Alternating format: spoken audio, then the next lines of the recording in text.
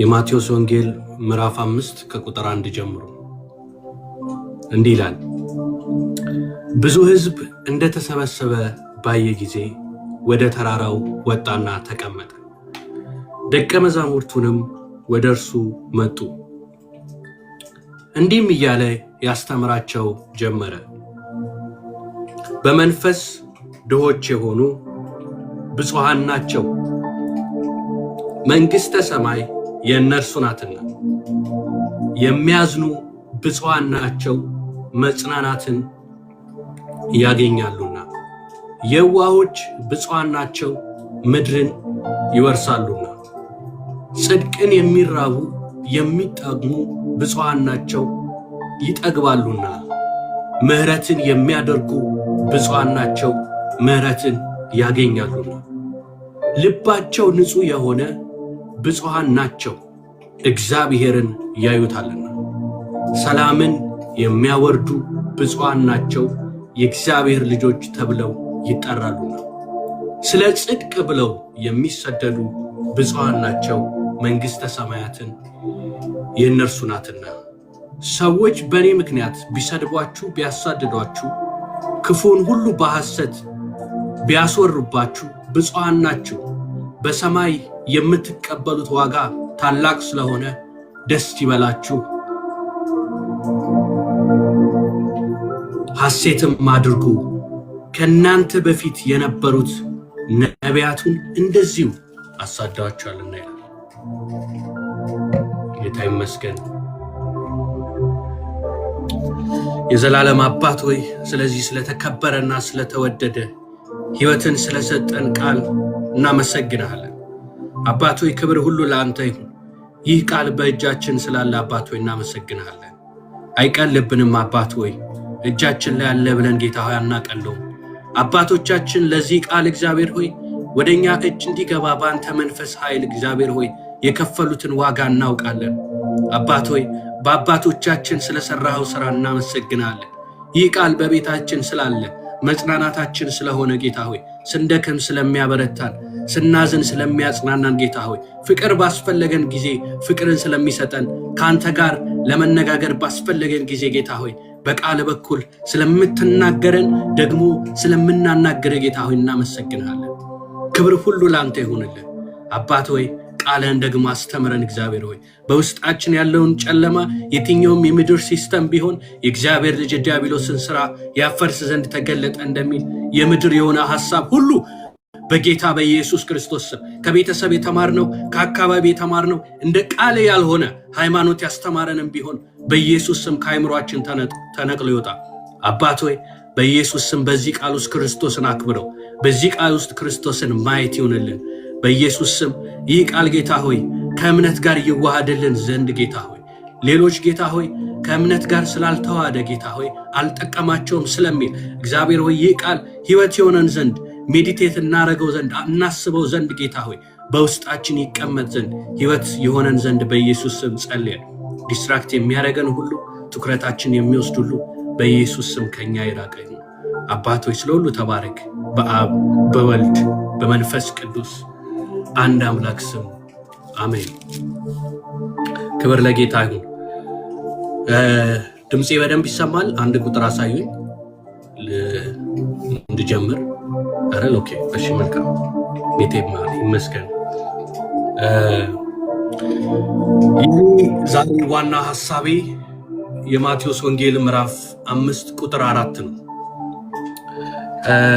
የተወሰነ ግን ስለዚህ የሆነ ነገር ልበላችሁ።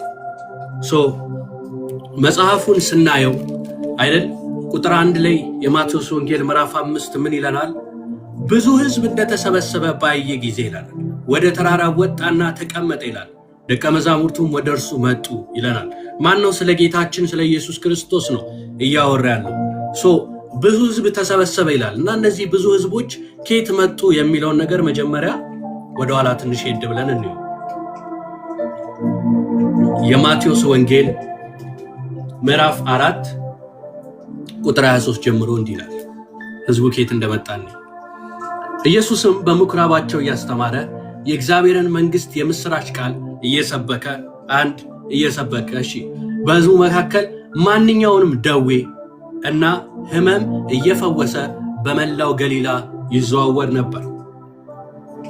ከዚህም የተነሳ ዝናው በመላው ሶርያ ተሰማ። ሕዝቡም በተለያዩ በሽታ የታመሙትን፣ በክፉ ደዌ የሚሰቃዩትን፣ አጋንንት ያደረባቸውን፣ የሚጥል በሽታ ያለባቸውን ሽባዎችን ሁሉ ወደ እርሱ አመጡ፣ ፈወሳቸው። ኦኬ ሶ ምን እያደረገ ነበር ጌታ?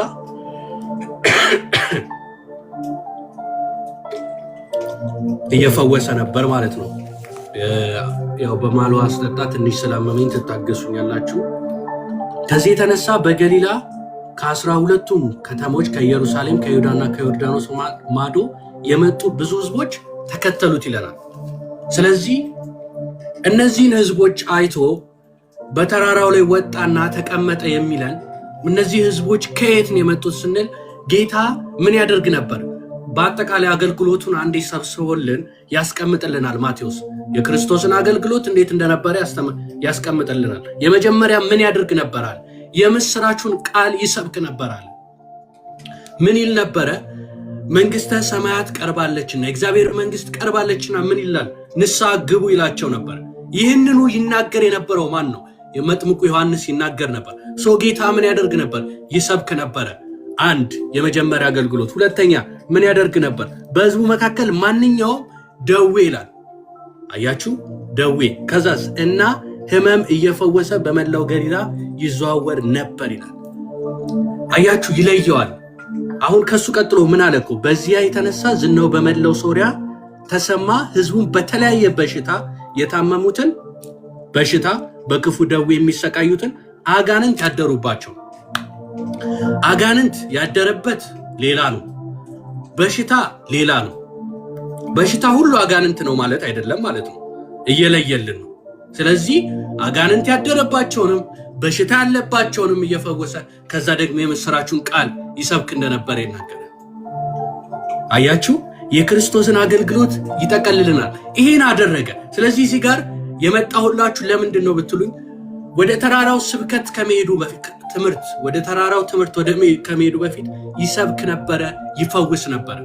ስለዚህ እዚህ ጋር ምን እያደረገ ነው ያለው? የሰውነታቸው እየተፈወሰ ነበር አይደል?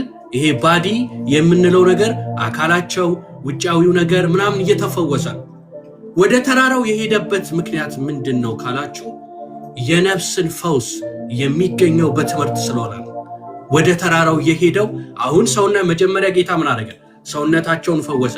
በሽታ ነበረባቸው፣ ደዌ ነበረባቸው፣ የሚጥል በሽታ ነበረባቸው። ያ የሚጥል ባጋንንት ነበረ። ያን ሁሉ ምን አደረገ? ፈወሰ። ከዛ ወዴት ሄደ? ወደ ትምህርት። ለምን? ትምህርት ነፍስን የሚፈውስ ነው። አሁን አካል ተፈውሷል። ነፍስ ዝም ብሎ ጌታ በትምህርት እንደሚፈወስ በቃሉ እንደሚፈወስ ያሳየናል እዚህ ጋር። ስለዚህ ምን ይላል? ብዙ ህዝብ እንደተሰበሰበ ባየ ጊዜ ወደ ተራራው ወጣ። ለምን ብዙ ህዝብ ተሰበሰበ? ካደረገው ተአምር የተነሳ ካደረገው ነገር የተነሳ ብዙ ህዝብ ተሰበሰበ። ከዛስ ጌታ ህዝቡን ሲያይ ወዴት ወጣ? ወደ ተራራው ወጣ። ህዝቡን ሲያይ አላስጨበጨበም፣ ዋይታ አላመጣም። ምንድን ያደረገው? ወደ ተራራው ነው የወጣው። ከዛ ተቀመጠ ይለናል አይደል? ይሄ አሁን በሙሴ ህግ በሲና ተራራ ላይ ሲሰጠው ከነበረው ጋር ይመሳሰላል። ሙሴ ጌታ ህጉን ሲሰጠው ምን አደረገ? በተራራ ላይ ሆኖ አይደል? በክብር ነው የመጣው። በጣም በሚያስፈራ ሁኔታ ነው የመጣው። በሚያንጎዳጉድ ድምፅ፣ በሚያስፈራ ሁኔታ። በዛን ጊዜ ምን ይባል ነበር? ነው ከነካችሁት ይሄን ትሞቱ ነበር ሁሉ ይባል ነበር። በሚያስፈራ ሁኔታ ነው የመጣው። ዝም ብሎ አይደለም። በክብር መጣ፣ ተራራ ላይ ወጣ። አሁንም ኢየሱስ ደግሞ በዛው መልኩ ምን አደረገ? ወደ ተራራ ወጣ። ወደ ተራራ ወጣ። ከዛስ ምን አደረገ ይላል? ተቀመጠ። ለምን ነው ተቀመጠ የሚለን? ተቀመጠ የሚለው ስብከትና ትምህርት ይለያያል። ጌታ ሊያስተምር ነው የተቀመጠው። እንደዚህ ተቀምጠው የሚያስተምሩት ማናቸው ስንል በዛ የአይሁድ መምህራን እነዚህ አሁን ጌታን ምን ይሉታል? ረቢ ይሉታል አይደል? ራባይ የምንላቸው እነዚህ ምን አይነት ሰዎች ናቸው? የሚያስተምሩ ናቸው። እንዴት ነው የሚያስተምሩት ስንል ተቀምጠው ነው የሚያስተምሩት። መቀመጣቸው ምንድነው? በዛን ጊዜ ኦቶሪቲ ነው። ኢቭን ወደ ተራራው መውጣቱ የጌታን ኦቶሪቲ ያሳያል። ከዛ ወደ ተራራው ወጣ ይለናል አይደል? ከዛ ተቀመጠ። ህዝቡ ወደ ማን መጣ ይለናል? ደቀ መዛሙርቱ ወደ እርሱ መጡ። አያችሁ ይለየዋል። ደቀ መዛሙርቱ ወደ እርሱ መጡ ይላል። ህዝብ አለ፣ ከዛ በኋላ ደቀ መዛሙርት የሚባል አለ። አሁን እዚህ ጋር ሁላችንም ራሳችን ልናይ ይገባል። ህዝቡ ነን ወይስ ደቀ መዛሙርቱ ነን የሚለው። ደቀ መዛሙርቱ ወደ እርሱ መጡ፣ ከዛስ እርሱ ያስተምራቸው ጀመረ ይላል አይደል? እንዲህ ያለ ያስተምራቸው ጀመረ ይላል። ህዝቡ የመጣው ምን ፈልጎ ነው? ተአምር ፈልጎ ነው የመጣው። ሰው ሲፈወስ አየ፣ አጋንንት ሲወጣ አየ፣ ሰው ነፃ ሲወጣ አየ። ከዛ ምን ፈለገ? ህዝቡ ያንን ተመልክቶ ወደ እርሱ መጣ። ምን ፈልጎ? ተአምራትን ፈልጎ። እነዚህ ደግሞ አይሁዳውያን እነዚህ ደግሞ ደቀ መዛሙርቱ ምንድን ያደረጉት? ወደ እግዚአብሔር ወደ ጌታ የመጡት ሊማሩ ነው። ደቀ መዛሙርት ማለት ተማሪዎች ማለት ነው ትርጉሙ። እነዚህ ተማሪዎች ምንድን ነው የሚያደርጉት? ከጌታ አጠገቡ ሆኖ ትምህርቱን የሚፈልጉ ነው። የስጋን ነፍስ ፈውስ የሆነ የአካልም ፈውስ ምናምን ብቻ ሳይሆን የሚፈልጉት የነፍስንም ፈውስ ነው። ዝም ብሎ ተአምራትን አይቶ መሄድ ለተአምራት ማጨብጨብ ምናምን አይደለም። እነሱ የምር የቀረቡ ናቸው። ወደ ጌታ ጠጋ ብለው የሚማሩ ነው። የልቡን ሐሳብ ማወቅ የሚፈልጉ ናቸው። የጌታ ተማሪ መሆን የሚፈልጉ፣ ጌታን መምሰል የሚፈልጉ ነው። ለዚህ ነው ደቀ መዛሙርትና ህዝቡ ይለያያል። ህዝቡ የመዓት ነው ተሰብስቧል። ነገር ግን ደቀ መዛሙርቱ ግን ወደ እርሱ ቀርበው የሚማሩት ከጌታ መማር የሚፈልጉ ናቸው። በዚህ ቃል ውስጥ የእግዚአብሔር ቃል መስታወት ስለሆነ ሁላችንም ራሳችንን ልና የሚገባው ከጌታ ዘንድ የምንመጣው ታምራትን ድንቅን ብቻ ፈልገን ነው? እርሱን ብቻ አይተን ነው? ወይስ ደግሞ በእግሩ ስር ቁጭ ብለን ተምረን መፈወስ እንፈልጋለን ወይ? ቃሉን እየተማርን ለነፍሳችን ፈውስ እንፈልጋለን ወይ? ቃሉን ቁጭ ብለን የማንበብ 1 ሰዓት 2 ሰዓት ብንቀመጥ ጌታ በቃሉ በመንፈስ ቅዱስ ኃይል ቢያስተምረን ቁጭ ብለን መማር እንችላለን ወይ? ያ አቅም አለን ወይ? ራሳችንን ነው መጠየቅ ያለብን። ወይስ ዝም ብለን ቤተሰቦቻችን ፕሮቴስታንት ስለነበሩ ጴንጤ ስለሆኑ መተን ቸርች ሄደን የሆነ ዋይታ አለ፣ በቃ የሆነ ፈውስ አለ፣ ታምራት አለ፣ የሆነ ትንቢት አለ ምናምን፣ ይሄ ነው ወይ ደቀ መዝሙር ማለት? ይሄ ነው ወይ? ጌታ ደቀ መዛሙርት ያድርጓቸው ነው ያለው። ደቀ መዛሙርት ለማድረግ ደቀ መዝሙር መሆን አለብን። እኛ እነዛ ደቀ መዛሙርት ነን ወይ? ስለዚህ ህዝቡ ምን የሚያደርግ ነው? ቃሉን የሚማር ነው፣ አጠገቡ የሚሆን ነው፣ ወደ ጌታ የሚጠጋ ነው፣ የልቡን ሐሳብ ለማወቅ የሚጠር ነው። ስለዚህ ይህን ልዩነት መለየት አለብን። አያችሁ፣ እነዚህ ሰዎች ደቀ መዛሙርቱ ምን ያደርግ ነበር? ያስተምራቸው ጀመር። እንደ ማርያም ያሉ የትኛው ነን እኛ? ጭብጨባ ባለበት ምናጨበጭብ ዝም ብለን ለጌታ ቃል ጊዜ ይኖረን ይሁን? ጌታ አንደኛ የሚናገረን እኔ በራሴ የማምነው በቃሉ ነው ብዬ ነው ማምነው። እኔ በራሴ የማምነው እኔ በተረዳሁት መንገድ ትንቢት የሆነ ሰው የሚያመጣልኝ ትንቢት የሚያመጣልኝ መንፈስ ቅዱስ የነገረኝን ነው ኮንፈርም የሚያደርግልኝ። የእግዚአብሔር ልጅ ስለሆንኩኝ ድምፁን እሰማለሁ። የተለየ ነገር ያመጣልኛል ብዬ አላስብም።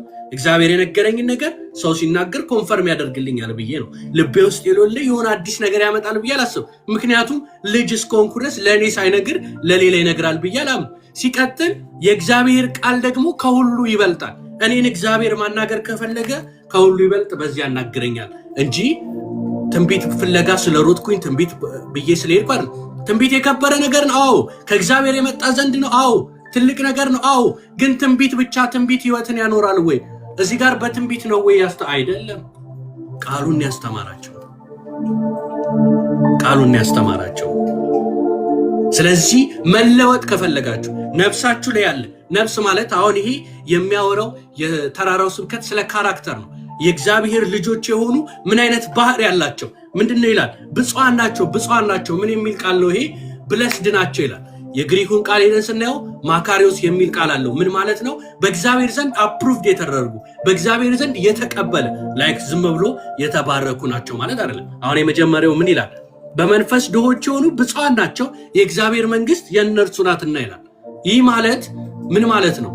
ጀስት በቃ የተባረኩ ናቸው እግዚአብሔር ይባርክህ ምናምን እንደምንለው አይደለም። ይሄ የሚያወራው የእግዚአብሔር መንግስት ውስጥ ያሉ እግዚአብሔር የተቀበላቸው ምን አይነት ባህሪ አላቸው፣ ምን አይነት ካራክተር አላቸው የሚለውን ነው የሚያሳይ። ስለዚህ ይሄ አሁን ለምሳሌ ቁጣ ቢኖርባችሁ የሆነ ባህሪ መለወጥ ቢፈልግ በኢየሱስ ስም እናውጣ ብላ አትቀይሩ። ካራክተር ሊሰራ የሚችለው በእንደዚህ አይነት ትምህርት ነው። የነፍስ ፈውስ የሚገኘው ከእግዚአብሔር ዘንድ ቁጭ ብሎ ከመማር ነው። ስለዚህ እነዚህ ምን አይነት ናቸው? እግዚአብሔር የተቀበላቸው ባህሪያቸውን ይነግረናል። በመንፈስ ድሆች ሆኑ ይላል። ምን ማለት እንደሆነ እንተነትነዋለን። እኛ እንደምናስበው አይደለም። እኛ እንደምንተነትነው አይደለም። ቃሉ አንድ ትርጉም ያለው ራሱ ነው የሚናገር። ስለዚህ ልንፈወስ የምንችለው የነፍስ ፈውሳችንን ዝም በኢየሱስ ስም ናውጣ በማለት አይደለም። እግዚአብሔር የፕሪንሲፕል አምላክ ነው። እዛ ጋር እኮ ፈወሰ ይለናል። አዩ ምዕራፍ 4 ከቁጥር 23 ጀምሮ ፈወሰ፣ ደዌን አወጣ፣ ተፈወሱ፣ አጋንንት ወጣ ይለናል። ነፍሳቸውን ፈውስ ለማግኘት ትንቢት ተናገረባቸው አላለም። እነሱ ያለባቸውን መፍትሄ ለማግኘት ትንቢት ተናገረባቸው አላለም። ምን አረገ? አስተማራቸው። ምንድናቸው? ደቀ መዝሙር ናቸው። ደቀ መዝሙር ምን የሚያደርግ ነው? ቸርች ዝም ብሎ የሚሄድ አምልኮ የሆነ ትንሽ ዘለል ብሎ የሚመጣ እሑድ የሚሄድ ከዛ እንደፈለገ የሚል አይደለም። ደቀ መዝሙር ማለት ከጌታ ስር ቁጭ ብሎ የሚማር ማለት ነው። ለዛ ነው ማቴዎስ ሲጽፍልን ደቀ መዛሙርቱ ብሎ ይለየዋል።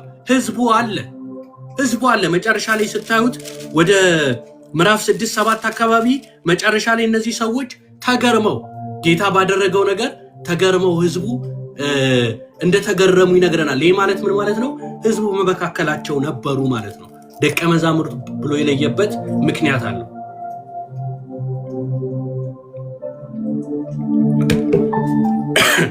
ስለዚህ ደቀ መዛሙርት የሚለውን መለየት አለብን። እውነቴን ነው ምላችሁ። ለውስጣችን ደስ የሚለን አሁን በጌታ በኢየሱስ ስም ወደዚህ ቦታ ትሄዳለህ፣ አንተ እንዲህ ታደርጋለህ። ምን ያደርግልሃል? የሆነ ሀገር ትሄዳለህ ብለህ አሁን ምን ይጠቅምሃል? ምን አለ እዛ? ምንም የለም እኮ። እኛ ፈልጉ የተባለው ጽድቁን ነው። እኛ በክርስቶስ ሙሉ ነን። ምድር ላይ የሚያስፈልገን የሚያስርበን፣ ምድር ላይ ለኛ ሰርፕራይዝ የሚያደርገን አዲስ የሆነ ነገር የለም እስክትደርሱበት ነው። ገንዘብ ቢሆን የፈለገውን ገንዘብ ብታከማችሁ፣ ሀገር ቢሆን የፈለገ ሀገር ብትሄዱ እስክትደርሱበት ነው። ልክ ስትደርሱት ባዶ። ሁሌ ግን አዲስ የሚሆን ሁሌ ግን የምትራቡት ግን ጌታ ብቻ ነው፣ የእግዚአብሔር ቃል ብቻ ነው።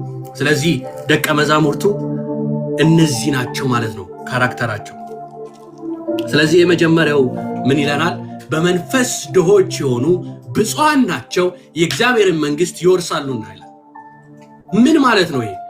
በመንፈስ ድሃ የሆነ ማለት እኔ ምንም አላቅም ያው እግዚአብሔር እንደመረኝ እንዲሁ ኖራለሁ ምናምን የሚል ነው ወይስ አይ መጽሐፍ ቅዱስን አላነበብኩም ግን በቃ እስኪ ወይ ገዳም ሄዳለሁ ወይ የሆነ ቦታ ሄዳለሁ እስኪ በቃ ጌታ ይረዳኛል፣ እኔ ባዶ ነኝ፣ ጎስቋላ ነኝ።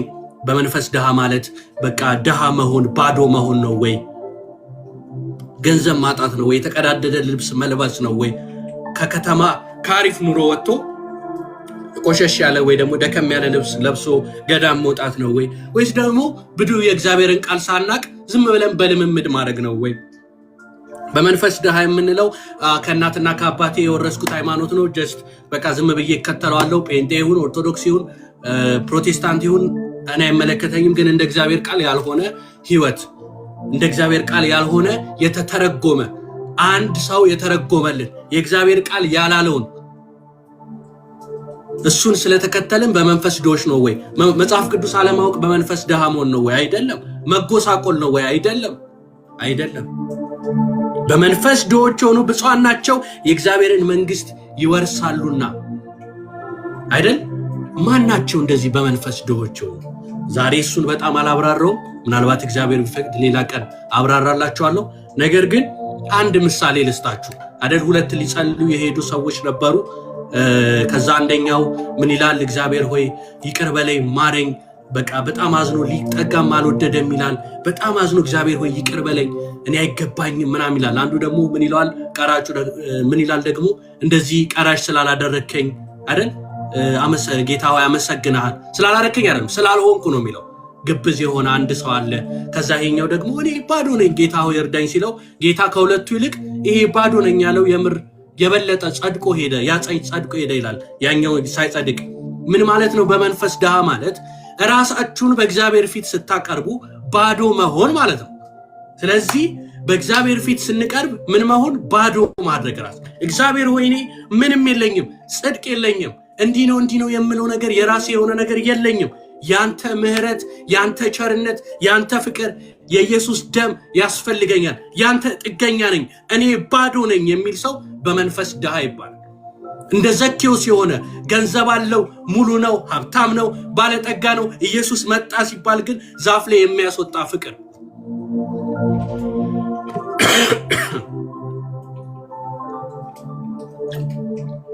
ዘኬዎስን ተመልከቱት። ዛፍ ላይ ወጣ። አጭር ሰው ነበረ። ነገር ግን ጌታን ሲመጣ ሲያይ ግን ከጌታ ራብ የተነሳ ሀብታም እኮ ነው፣ ዛፍ ላይ እኮ አያስወጣም እኮ፣ ክብር አለው እኮ። ነገር ግን ጌታ ሲመጣ ከራቡ የተነሳ ባዶ ከመሆኑ የተነሳ ድህነቱን አውቆ ውስጡ ያለውን ባዶነት አውቆ ገንዘብ የማይሞላለትን ነገር አውቆ ወደ ዛፍ ወጣ። ጌታ በቤቱ መጣ፣ መዳን ሆነለት። የአብርሃም ልጅ ስለሆነ መዳን የግድ ነው አለ። ሌላ ቀን በደንብ እሱን አሳያቸዋለሁ። አያችሁ፣ መዳን መጣ። ለዚህ ነው በመንፈስ ድሆች የሆኑ ብፁዓን ናቸው የእግዚአብሔር መንግስት ይወርሳሉ። እኔ ባዶ ነኝ የሚል፣ እኔ ኃጢአተኛ ነኝ፣ እግዚአብሔር ሆይ ታስፈልገኛለህ፣ ያንተ ጥገኛ ነኝ የሚል ነው በመንፈስ ድሃ ማለት። የእግዚአብሔርን ቃል አለማወቅ ማለት አይደለም። እድሜያችን ስለገፋ እኚህ ሴትዮ ምስኪን ናቸው፣ እኚህ አባት ምስኪን ናቸው፣ ይሄ ወጣት ምስኪን ነው፣ የእግዚአብሔርን ቃል አያነብም፣ ችግር የለበትም፣ ዝም ብሎ የያዘውን ሃይማኖት ነው አይደለም። አይ ይሄ ጎስቋላ ነው፣ የለበሰውን ልብስ ይኸው የተጎሳቆለ ልብስ ነው፣ እንደሱ ማለት አይደለም። በመንፈስ ድሃ ማለት እንደዛ አይደለም። በእግዚአብሔር ፊት ምንም ጽድቅ የለኝም፣ ባዶ ነኝ፣ አንተ ነህ ጽድቄ የሚል ነው። እነዚህ የእግዚአብሔር መንግስት የእነርሱ ናትና ነው የሚለው። ሊወርሱ ይችላሉ አይደለም፣ ይወርሳሉ ገና ተስፋ አይደለም፣ የእነርሱ ናትና ነው የሚለው። የማን ነው? የእነርሱ ናትና። ለምን ባዶ ነኝ ስትል እኔ ምንም የለኝም፣ ጽድቅ የለኝም፣ ሃይማኖቴ በዚህ በኩል እኔ እንዲህ የመጣሁት ከዚህ በኩል ምናምን ሳትል ባዶ ሆነ። እኔ እግዚአብሔር ሆይ ተገለጥልኝ፣ ባዶ ነኝ፣ ታስፈልገኛለህ፣ ደሜ ያስፈልገኛል፣ ምሕረት ያስፈልገኛል፣ የመስቀል ስራ ያስፈልገኛል፣ ኃጢአቴን ተመልክቻለሁ፣ ምን ያህል ኃጢአተኛ በደለኛ ባዶ እንደሆንኩ ተረድቻለሁ፣ ያንተ ምሕረት ያስፈልገኛል ብለን እግዚአብሔር ፊት ስንቀርብ ልጁ ኢየሱስ ክርስቶስ ወደ ጸጋው ዙፋን በመንፈስ ቅዱስ ኃይል ምሕረትን እንቀበል ዘንድ ስንቀርብ ምን እናገኛለን? ምሕረትን እናገኛለን። ካልሆነስ ግን ትዕቢት ካለንስ አይ እኔ ኃጢአት የሰራሁት እኮ በዚህ ምክንያት ነው፣ አይ እኔ እኮ ማለት እንዲህ ነው፣ አይ አብልቻለሁ ሰው እኮ፣ አይ እኔ እኮ እዚህ ቦታ ሄጃለሁ እኮ እንዲህ አድርጌያለሁ እኮ ስትል አንተ ባዶ ነህ፣ ጽድቅ አይኖርህም። እግዚአብሔር የሚፈልገው ምንም የለኝም። ጽድቅ ምንድን ነው? ኢየሱስ ነው። ጽድቅ የት አለ? ያውና ጌታዬ። እሱ ምንድን ነው? የእግዚአብሔር መንግስት የእርሱ ነው። እኔ የእግዚአብሔር መንግስትን ወርሻለሁ። እዚህ ያሉ በክርስቶስ የሚያምኑ የእግዚአብሔርን መንግስት ወርሰዋል። ለምን? ባዶነታችንን ሄደን ክርስቶስ ጋር ተናግረን ምን አልነው? ባዶ ነን፣ ምንም የለንም፣ ያንተ ጽድቅ ያስፈልገናል ስንለው ጽድቁን ሰጠን። የእኛን ኃጢአት በመስቀል ላይ ወሰደ፣ በደላችንን ወሰደልን። ወደ እግዚአብሔር እንድንቀርብ እግዚአብሔር ልጁን ልኮ በክርስቶስ አይደል? ጌታ በመስቀል ላይ ሲሞት መጋረጃው ተቀደደ። ማንም መጋረጃውን ማለፍ አይችልም ነበር። ሊቀ ካህኑ ካልሆነ በስተቀር ይቀሰፍ ነበር። ሊቀ ካህኑ እንኳን እግሩ ታስሮለት ነበር መስዋዕት ሊያቀርብ ሲል ቢገባው። ኢየሱስ ግን መጣና የመጨረሻውን መስዋዕት አቀረበና ለሁላችን መግባት ሆነልን። መጋረጃው ተቀደደ። አሁን ከእግዚአብሔር ጋር መገናኘት ቻልን። እንዴት? ድሃ ነኝ፣ ባዶ ነኝ፣ በውስጤ ምንም የለም፣ እግዚአብሔር ሆይ ታስፈልገኛለህ ስንል ጽድቁን አጠጣን። የጽድቁ ረሃብተኞች ስንሆን እግዚአብሔር ጽድቁን አጠጣን። ጽድቁ ማን ነው? ኢየሱስ ይባላል። በመስቀል ላይ የሞተ።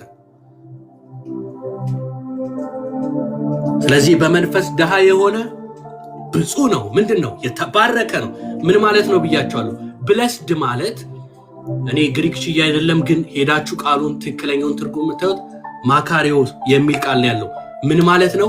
በእግዚአብሔር ዘንድ ሞገስን ያገኘ ምን ማለት ነው? አፕሩቭድ የተደረገ እግዚአብሔር የሚቀበለው ሰው ማለት ነው።